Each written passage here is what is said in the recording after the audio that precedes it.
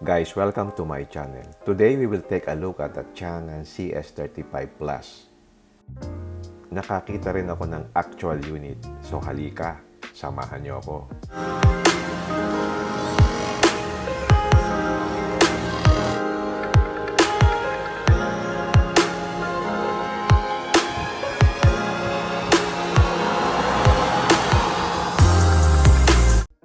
Unang impression ko, this crossover is good looking. Kapansin-pansin na malaki yung kanyang grill.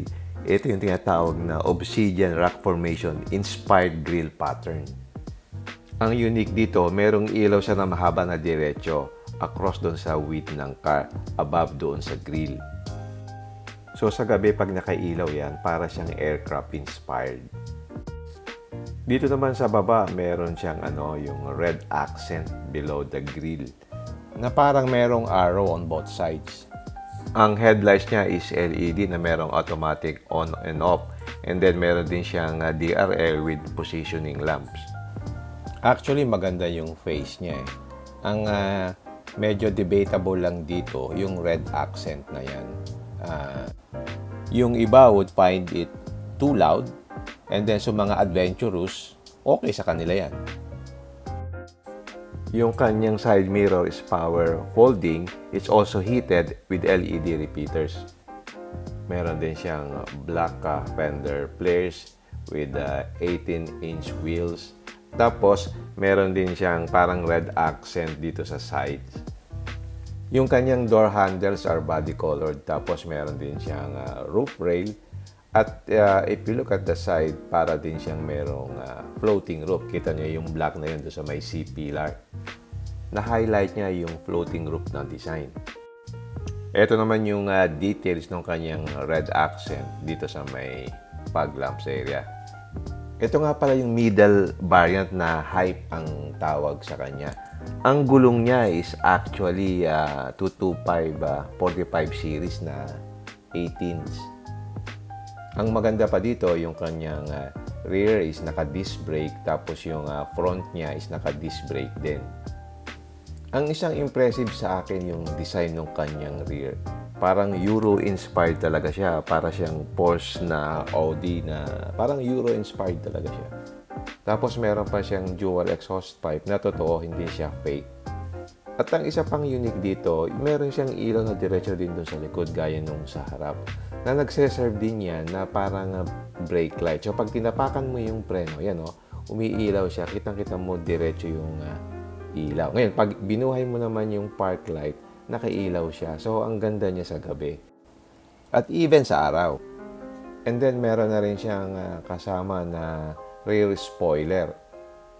Ang isa pang kiniklaim nila na maganda rito, meron siyang smart window system na meron siyang anti-pinch function doon sa lahat ng windows niya. Ang NVH niya maganda kasi yung Changan applied more than 50 noise dampeners in 20 strategic cabin areas. And in fact, mas makapal yung glass niya doon sa front and side windows to effectively isolate and absorb yung exterior noise. Okay, check naman natin yung engine. 1.4 liter siya, turbocharged. Tapos, it delivers 160 PS at 5,500 RPM. Ang torque is about 260 Newton meters. Then, it is mated to a 7-speed dual-clutch wet-type transmission. And 4-cylinder siya, hindi katulad ng iba na 3-cylinder lang. Okay, check natin yung interior. Una mong mapansin yung mga red accents doon sa door panel, saka doon sa seat. Tapos ang kanyang steering wheel is leather wrap na flat bottom. Ang hindi ko lang gusto, parang masyadong red yung accent niya. Andito naman sa bandang baba yung adjustment ng kanyang side mirror dito sa bandang left. Okay, let's check further yung interior. Meron siyang 7-inch LCD screen. Tapos yung design ng kanyang dashboard is actually nice, malinis siyang tingnan. So parang European. Actually parang electric vehicle yung design. So futuristic siya. So kung i-compare mo yung dashboard niya, for example, dun sa BRV o kaya dun sa Hyundai Stargazer, ito parang mas elegant siya. Hindi katulad nung sa iba na parang bland yung design. So even yung design ng kanyang center console is parang futuristic, no? So pakinggan natin yung explanation nitong agent. Una-una sir, yung susi sir, meron siyang remote start engine. So, i-hold mo lang siya ng 5 seconds, mag-i-start na yung sasakyan. And ang pinagandaan na ito sir, smart ano na siya, keyless entry na rin po siya. Then dito sir, meron tayong wireless charging. Kaya siya mag-charge. Kaya fast charging po yan. So dito? Apo, ipatong lang dyan, kaya hindi siya pwede patungan ng mga ATM, tsaka yung susi na ganito. Okay. So, sa cellphone lang po siya. So, tapos sir, meron din tayong camera 360. Pindot lang natin.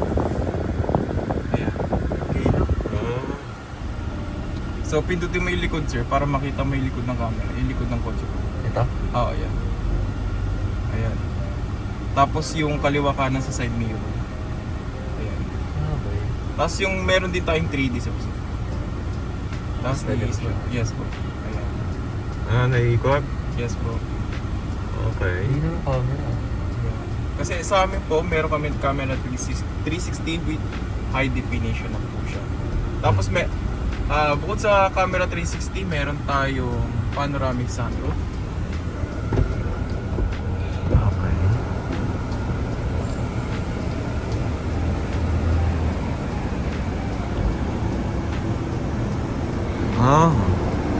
Hanggang sa dulo yan. Ay, yung cover ng dulo. Yan. Tapos sara lang natin yung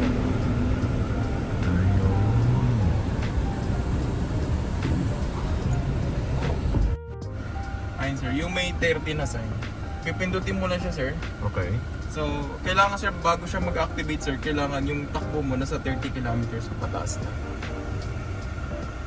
Hindi siya mag-a-activate pagka hindi siya 30. Yes po, yes po. Hindi siya pwede sa stop and go traffic. Wala pa pong ganong feature sa CS35. Ayan. Tapos yung aircon sir, no, ang lamig na ng binubuga, mabilis po yung ano ng aircon nito. Pag lamig yan. Tapos, Dito yung ano. po, yan, dyan na yung mga button and pwede rin po kayong mag-touchscreen dyan sa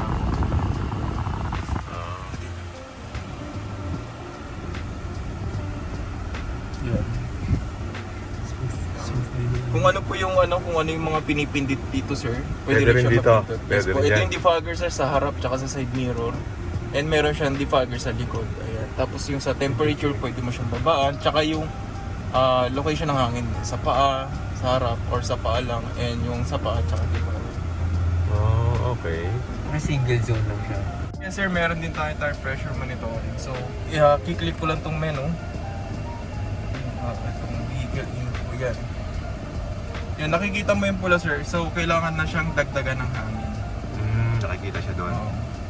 Yan, makikita naman yan dyan. Tama po. Kaya magaan yung manibela sir, naka-electronic Power steering. tayo. Then, pwede rin siya makontrol dito sa vehicle setting. Driving control, yan. Ito sir, sa steering, diba standard? Pag kinomfortable natin, sobrang ano siya. Pwede, smooth. okay. Tapos pag i-sport natin sir, pang long drive lang po kasi ito eh. Yan, matigas na yung Na-adjust mo. Ramdam ko. Utsa, galing ha. Ngayon ako nakakita ng ganyan. Na tatlo. Hindi, I mean yung steering mismo na. Yung steering na Hindi, na-adjust. Yung ano kasi sa iba, Ayan. ano na siya yung kusa. Oo, ito i-adjust mo. Yan yung pinaka smooth na steering. Then ito sir, itong electronic stability control para anti-skid din po siya. Yung halimbawa i-deactivate natin, makikita natin sa sasakyan kung saan po yung malolocate niya. So pag inactivate natin siya, makakaliko siya ng maayos. Yung mga pa-B2 kasi. Para hindi siya mag-skid. Opo. Then sa steep slope naman po, yan, ito po yung may downhill assist tsaka uphill assist. So activate mo lang siya sir pag mga Tagaytay, Baguio, Antipolo. Yan. Nandiyan yung ano. Tapos meron tayo sir yung body setting. Yan sir, naka-on siya dapat lahat para kapag umandar ng kotse, automatic naglalak yung mga Doors. opo. Nandiyan na rin sa settings. Dami yung features, no? Tapos sa car recorder, ayan. Pwede tayo Di ba apat yung camera na ito, sir? Pwede siyang mag-record. Ayan po. At record sa 4 na settings. Ah, Sabay-sabay siya nagre-record. yes po, sir. Sabay-sabay po yan. So, sa harap, likod, Opo. side. Ito, sa front, sa likod, sa Okay. left, tsaka sa right. Ayan. Tapos yung kung makikita natin yung album, nandito lang siya. Ayan. So pwede natin siyang reviewin. So meron siya ano pala, merong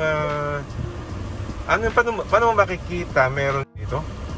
Meron siyang USB or Yung ano, sir, memory SD card? Oo. Sir, ang nakakalam na yung mga taga PMS or sa service center, ang napapalitan yung memory card niya hanggang 64 gig dyan sa ilalim po. Meron siya. Okay, so parang built-in na yung kanyang camera, no? Apo, built-in na po talaga yung camera. Already installed na. Ang galing, Baba mo lang, sir. Yeah, tilt-in telescopic na rin po siya. Okay. Ayan. Tapos 6 na yung earbuds nito, sir. Mhm. And yung speaker nito, 6 din. Ito yung camera 360, sir. So, mag-appear yan dyan sa harap. Okay. Then ito naman, sir, for example, nagkaroon ng emergency. Mhm. So, ayan. Ayan, nagre-record siya, sir, 15 seconds para lang makuha yung plate number. Bali, 4 yung camera na-re-record niya. Halimbawa, bumangga ka, ganyan. Apo, or may nagbanggaan sa harapan tapos tumakas, yung mare-record niya agad 15 yan. seconds. Apo, para makuha lang yung plate number. Okay. Tapos makikita rin din sa album. Tapos ito naman, sir, wala po tayong handbrake, electronic brake po siya.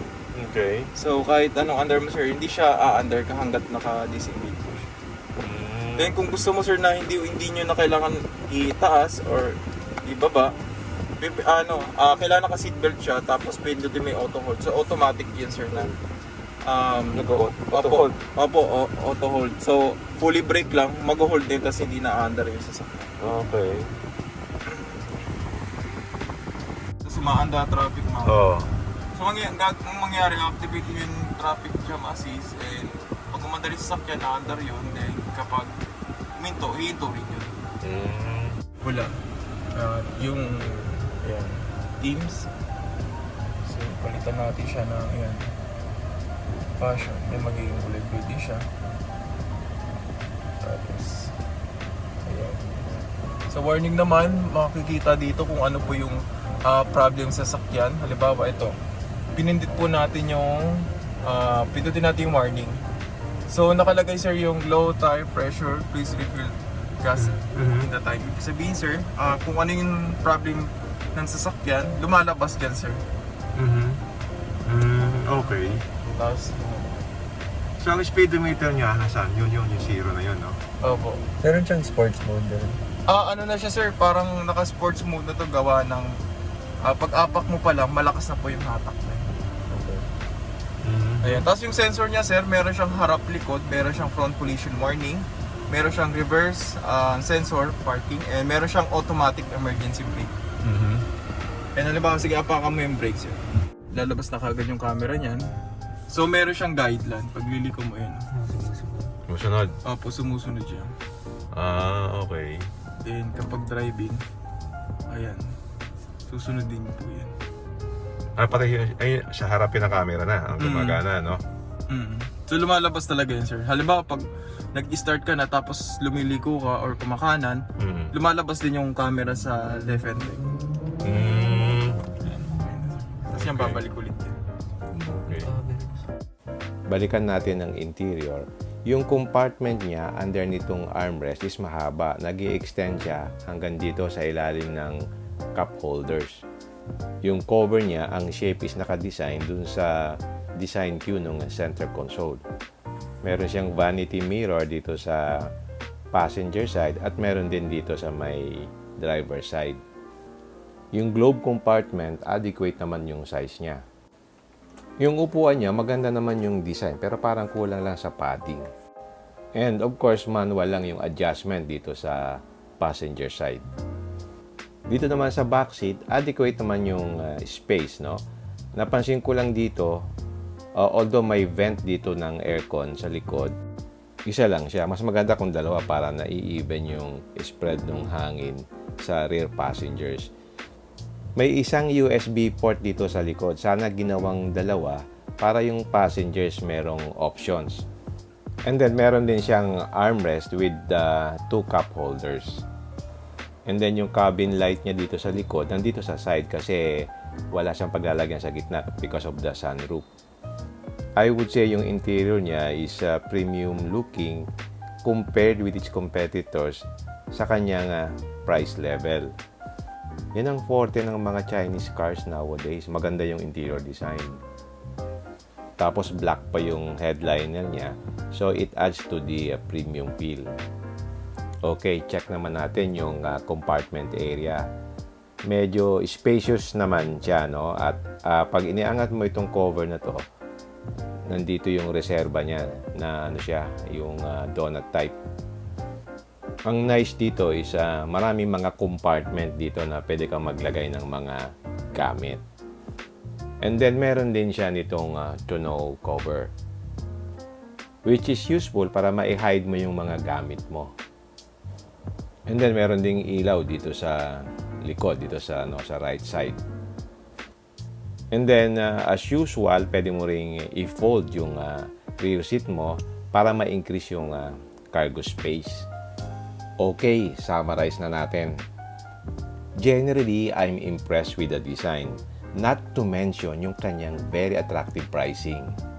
Look at this price level. It will cost you 1.169 million only for the top of the line.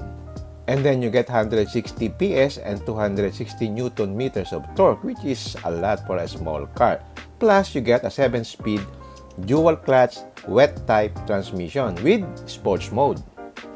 And imagine, at that price, you have 360-degree camera, you have adaptive cruise control, you have electric power steering, you have autonomous emergency braking, plus front collision warning. Hindi lang yan, meron ka pang wireless charging, meron kang touchscreen display, at saka 6 airbags, plus automatic tailgate dun sa top of the line model. At ang maganda pa rito, meron siyang built-in camera. So, hindi mo na kailangan bumili ng dashcam. Siguro, ang question ng buyer dito is this car reliable? Kasi, it's very new in the Philippine market. But in China, it's one of the top 4 automobile groups. In fact, Changan has a joint venture with Ford and also with Mazda. Ang take ko dito, yung technology is open to everybody basta meron kang pang-invest. Ang mga Chinese nagli-leapfrog sila. So nag-i-invest sila pag meron mga bagong technology, nag-a-adapt sila and they also form joint ventures. And I would say they have improved their products over the years. If you are considering this car, ang tingnan mo yung kanyang service at saka yung parts availability. Kung okay yon, I think okay na rin to.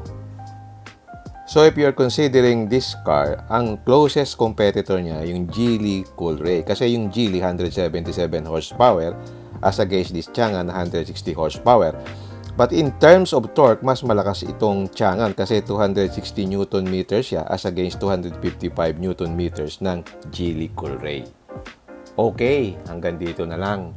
I hope I have given you some insights of this Changan CS35 Plus.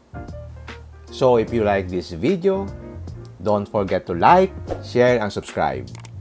Until next time, see you again in my next vlog. Bye!